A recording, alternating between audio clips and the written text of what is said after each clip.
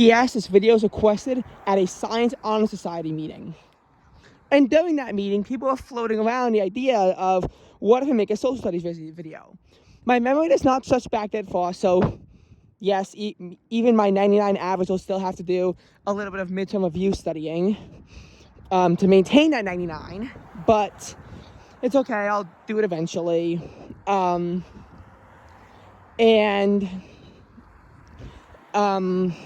Whereas meanwhile, WW1 we're learning right now, I'm definitely comfortable in it, and I can even slightly go past where we are and do some more spoilers. I love spoiling things. It makes everything so much fun. But what caused World War One? Well, we have mania. The M stands for something that I actually forgot. The A is, okay. The I is imperialism, the N is nationalism, one of the A's is anarchy. What's the other A? And what's the M? I think I literally... Oh no, one of the A's is alliance. And the M... what's it for? Militarization. That's the M. So, what led to World War One? Well, just like any other war in history, if I really wanted to, I could stretch this back, the context of this back, for like 1,000 years, if I really wanted to. But that would be impractical, so we're going to go back to the German nationalist movement. The German nationalist movement is really the pivotal thing that led to the sequence of events that led to World War One. Because you see, what happened was that Germany rapidly made their country in the 1860s and the early 1870s. And what this led to was that the Germans made a lot of enemies because they had to trigger wars, have other people declare wars on them. They fought them and got the land, and then they would convince people to join the country. Especially the Franco-Prussian War, where Germany mowed through France. And France was very bitter about that and the land that they lost. France was incredibly bitter about that. And then they worked to rapidly militarize their nation. All right. Meanwhile, what else was happening down there? Well, we have the Austro-Hungarians, which formed their empire, and it was just this big ethnic blob. And obviously then there's the alliance system. France makes an alliance with Russia, and there's also an alliance with the UK involved, but it's not really an alliance, it's more so of an entente. Germany, Austria-Hungary, and Italy also form their own alliance. But we're actually going to see, during the war, Italy actually betrays the Central Powers and joins the Allies. The reason why is because of Trieste. Italy wants that, and spoiler ahead, after World War II, Italy loses half of Trieste to Croatia, and there's actually quite a funny border situation that leads to that.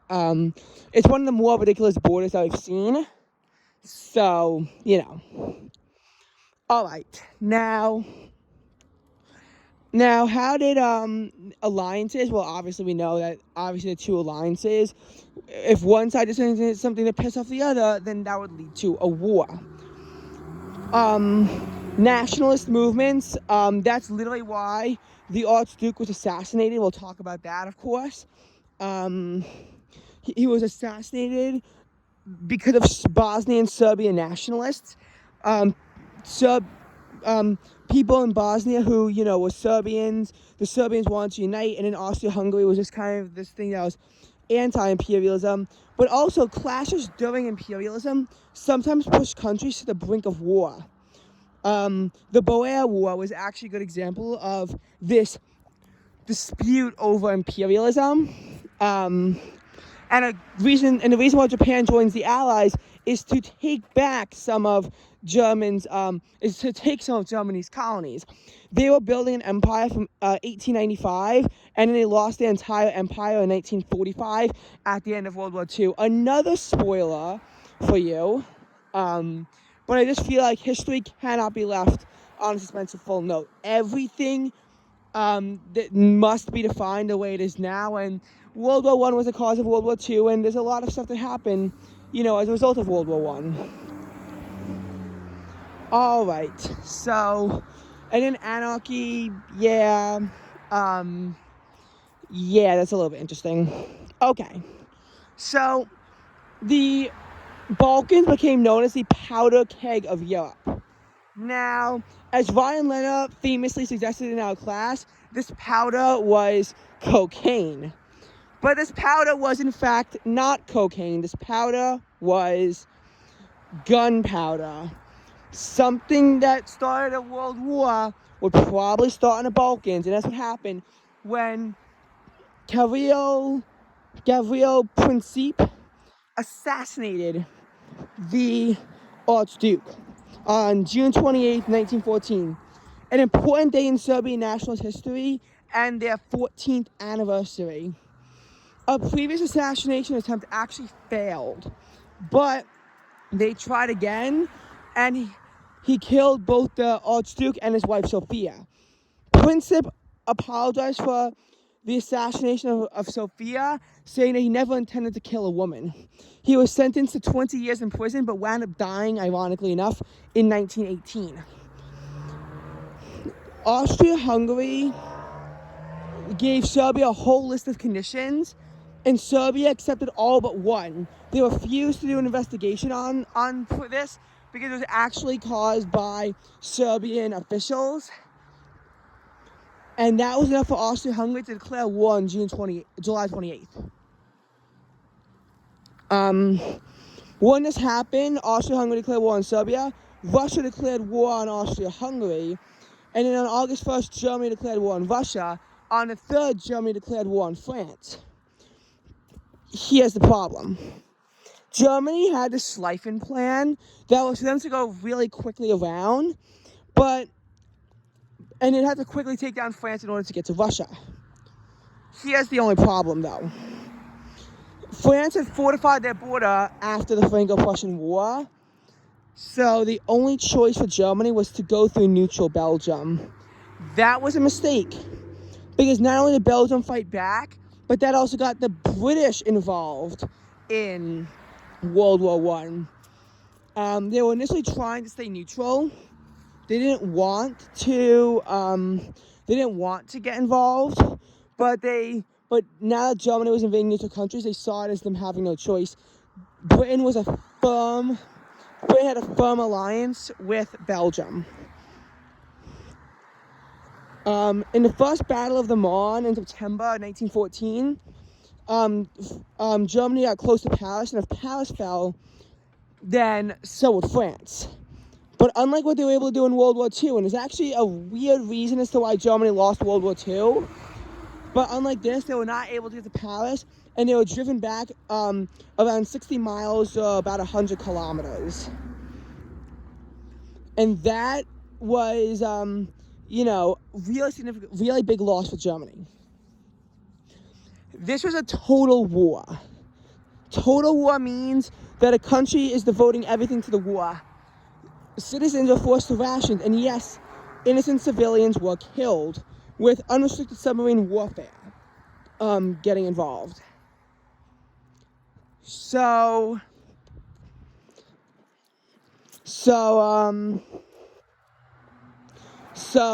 we had that. We had rationing involved. Everything that was made had to be made to go to the war effort. We saw a lot of new weapons used. The machine gun was the bloodiest invention for World War I, but perhaps the most famous was the poison gas and, trench warfare. you have around 10 miles of no man's land, and you try to go into the no man's land and try not to get gunned down. It led to a lot of stalemate. You'd lose hundreds of thousands of people just to get a few miles, like maybe 4 or 5 miles. So my walk back from school today is around 2.5 miles. So imagine me gaining that much, but there being like 200,000 deaths as a result. Yeah, that's pretty much how World War I went for large portions of the war. At some point, Portugal gets involved and joins the Allies. So there's a lot of interesting stuff that goes on, and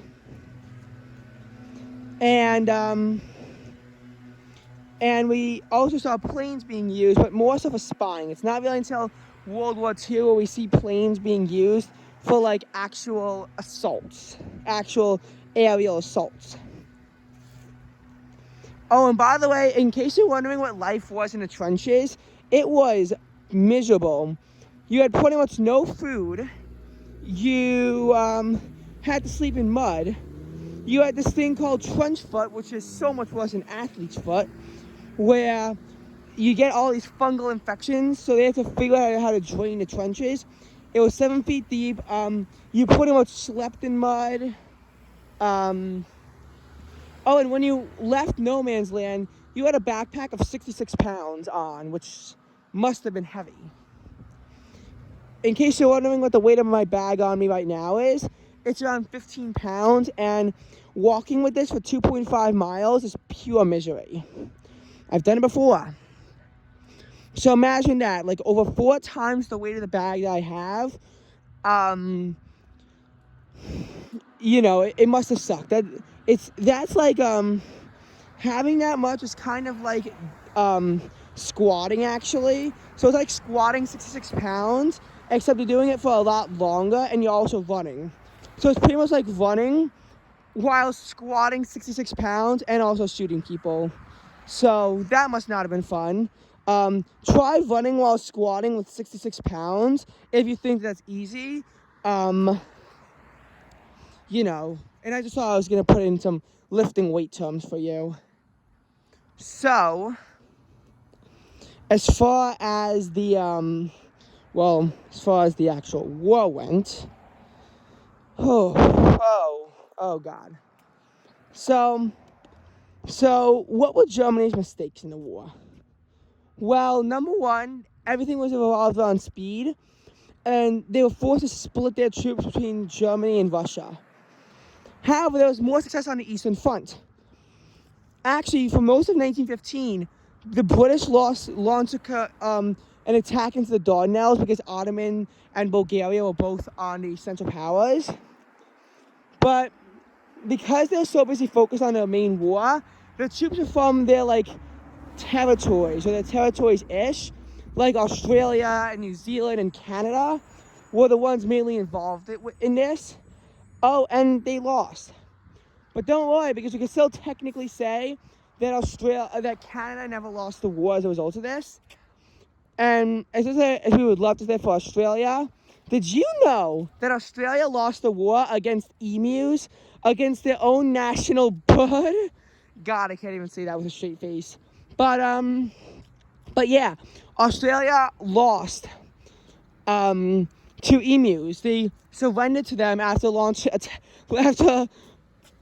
a war on their national bird, but they only killed 986 of them with 9,860 rounds of ammunition. They couldn't stop the emu problem that was plaguing Western Australian farmers. Oh, and it's going to be a lot of nationalist incidents because while Britain can get some people to rise up and fight the Germans, they thought they were getting independence off the back of this, and they weren't. So this leads to the Indian nationalist movement, and it also leads to pretty much all the problems that we see in the Arab countries. Oh, and what you just saw is an example of how buses can cause massive traffic problems. I hope you just saw that.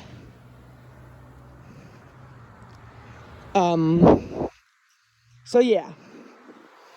Oh, and the unrestricted submarine warfare. I didn't talk about the other things on the Eastern Front. My bad. So, Germany, as you know, launched its invasion into the Eastern Front. This was pretty successful, and Russia was losing millions of people. The Tsar was overthrown, and while the new government reinstated, then continued to fight the war. Vladimir Lenin took over in March 1918, and the first thing he did was to sign a treaty pulling Russia out of the war. But Russia lost a quarter of a population in this treaty, and that would cause more problems in Russia later on. And all this land that Germany got, they couldn't keep it. This land was redistributed largely to create what we now know as Poland. And Germany was actually heavily punished. They lost a lot of land after World War I. They had to pay for the entire cost of the war, which was nearly $1 trillion, by the way. They were thrown into massive debt. They took some loans from the U.S., but then they couldn't pay them back. It was really bad. And as we know, this directly led to the Nazis getting prominent when they blamed all this on the Jews, leading to the Holocaust and leading to World War II.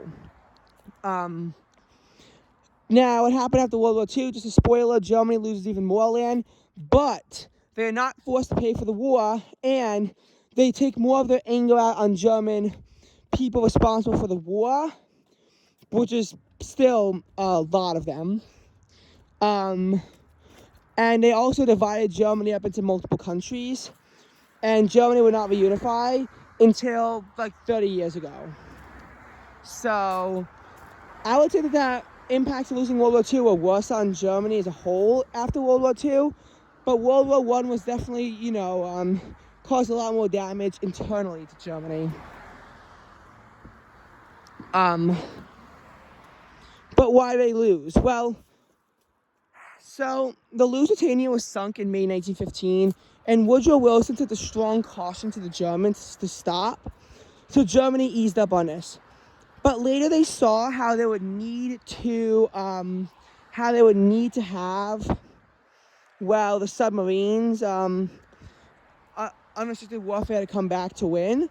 So they sent a telegram to Mexico asking them to invade the U.S. And if they helped Germany, then Germany would help them reconquer the lands they lost during the Mexican-American War, which was quite extensive. They lost Texas, Arizona, New Mexico, California, Utah, Nevada, parts of Colorado, Oklahoma, Kansas, Nebraska, and even Wyoming were lost.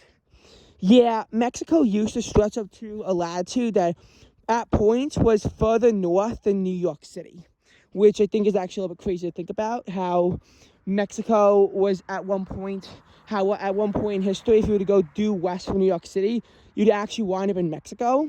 But that used to actually be reality. So Mexico obviously wanted this land back, but the telegram was intercepted by British, and the British wanting the U.S. to get into the war showed it to the U.S. The U.S. was livid about this. They declared war on Germany, and they sent in 250,000 troops a month. These fresh American troops were all energized and ready, and this is the big reason why Germany loses World War I. But once they can focus fully on the Western Front and they send all their troops there, they engaged in a second Battle of the Marne in July 1918, but they lost. The result of this was catastrophic. They wound up having to retreat back into Germany.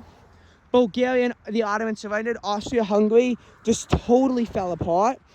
And by the way, Austria-Hungary was totally dissolved after the war.